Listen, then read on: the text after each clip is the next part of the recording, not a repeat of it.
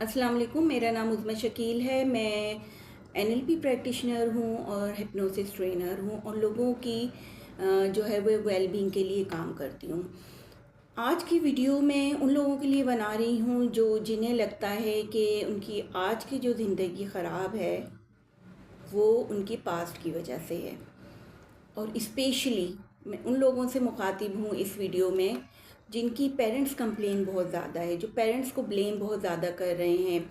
और यकीन करें मेरी जो थेरेपीज़ होती हैं, जो मेरे सेशंस होते हैं, उसमें अक्सर मुझे ये जुमला सुनने को मिलता है कि अगर मेरे पेरेंट्स ये ना करते तो मेरी एंजाइटी ना होती, अगर मेरे पेरेंट्स ये ना करते तो मेरे अंदर खौफ ना होता, अगर मेरे पेरेंट्स ये नहीं करते तो मेरी ज़िंदगी आज बहुत अच्छी गुजर रही होती, अगर मेरे पेरेंट्स ये नहीं करते तो जो है वो मेरी ज़िंदगी किसी और लेवल पर हो रही होती।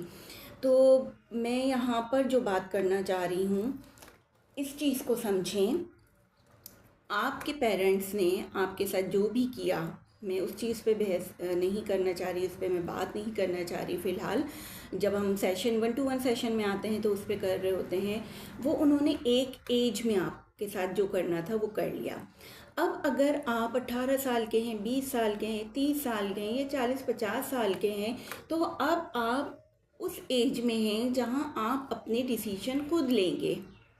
ये वो एज है जिस एज में आप तो खुदा के सामने भी जो है वो जवाबदेह हैं अपने किए का।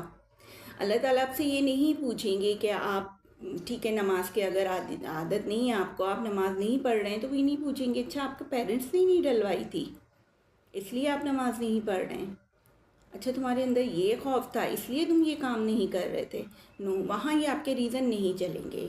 मतलब कहने का ये है कि जब इस एज में आप अडल्ट में शामिल होते हो और इस एज में आप अल्लाह के सामने भी जवाबदेह हो अपने किए के, तो फिर जब ये ब्लेम्स आपके वहाँ नहीं चलेंगे तो आपने ज़िंदगी में इन बातों को पकड़ कर अपनी ज़िंदगी में अभी भी स्टक क्यों हैं।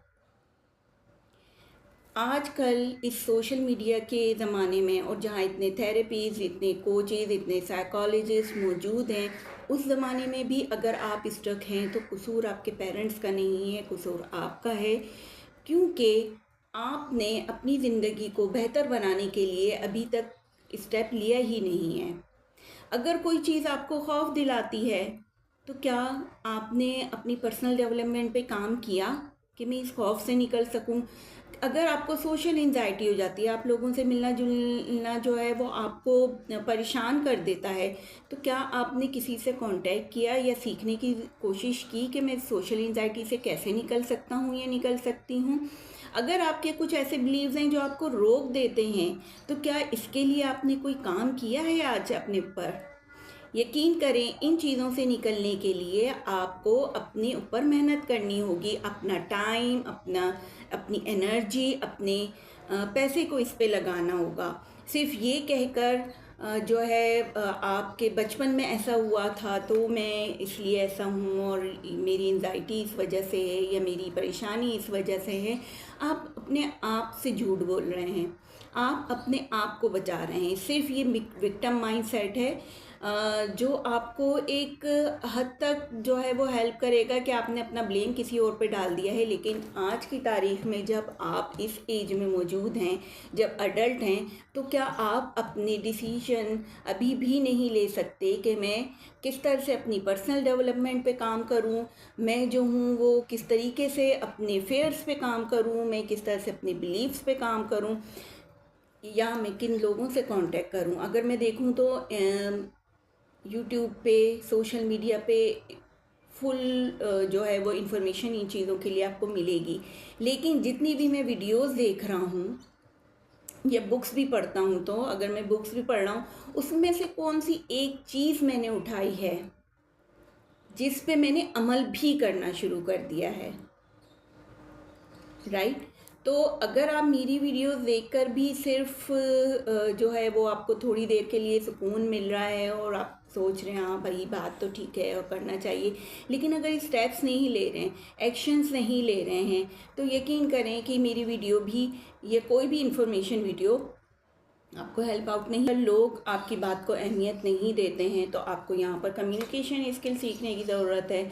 अगर लोग आपकी बाउंड्री क्रॉस कर देते हैं, तो इसका मतलब है अभी तक आपने बाउंड्री बनाई नहीं है, और बाउंड्री बनाते कैसे हैं वो आपने सीखी नहीं है, राइट। इसी तरह सोशल एंजाइटी के कितने लोग आते हैं कि हम जो है वो नहीं कर पाते हैं, लोगों का सामना नहीं कर पाते।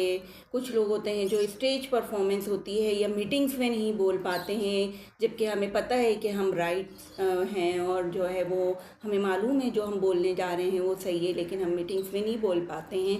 तो इस सारी कॉन्फिडेंस बिल्डिंग पर और अपनी पर्सनल डेवलपमेंट में आपने अपने लिए कितने स्टेप्स लिए हैं, राइट। तो ये वो चीज़ है कि अगर आप ये सीखेंगे कि हर चीज़ आपके पेरेंट्स ने ही आपको सिखानी थी, और अब मैं बड़े होकर बिल्कुल भी इस काबिल नहीं हूँ कि मैं कुछ सीख सकूँ, तो यहाँ ये आप गलती कर रहे हैं। आप आज भी जो है इन स्किल्स को सीख कर अपने लिहाज से जहाँ आप स्टक हैं, जो चीज़ आपको प्रॉब्लम कर रही है, उस पर काम करके अभी भी आप निकल सकते हो और अपने अंदर बेहतरी लेकर आ सकते हो। कुछ करने की ज़रूरत आपको है। क्या करने की ज़रूरत है कि चीज़ों को सिर्फ सुनना नहीं है, नंबर वन कि आप एक्शन लें और कोई एक चीज़ सेलेक्ट करें कि कौन सी चीज़ है जो मुझे ज़्यादा स्ट्रक कर रही है, उसको आपने सेलेक्ट करना है। और उसके बाद उसके लिए आप कौन कौन से एक्शंस ले सकते हैं, किन लोगों से मिल सकते हैं जो आपको हेल्प आउट कर सकते हैं। तो दिस इज़ फॉर यू। मकसद सिर्फ कहने का ये है कि अपनी पास्ट लाइफ में स्टक मत रहें। आज भी आप बहुत कुछ ऐसा सीख सकते हैं जो आपको कामयाबी की तरफ लेके जा सकता है और आपको आपकी स्टकनेस से निकाल सकता है।